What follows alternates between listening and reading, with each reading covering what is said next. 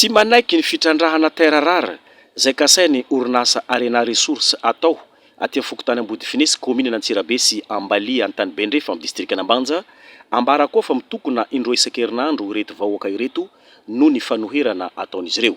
Anisany hoe tsy manaiky izao fitrandrahany Arena Resources aty amin'ny Fasindava.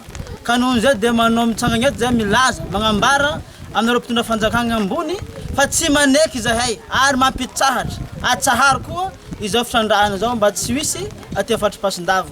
Satria anisany manimba tontolo iainanay, manimba volonay, manimba noavinay tanora. Satria eto ny toerana izay ipetrahanay hatramizay.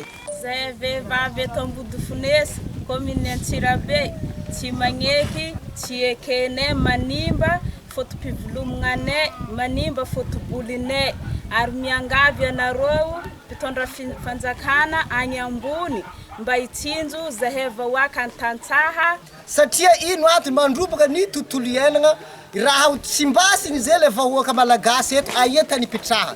Magnambaranao mpitondra fanjakana any ambony mba tsy hagnamia permis ireo orinasa anditrandraka aty fatry Fasindava fa potiky ny vahoaka malagasy aty fotony.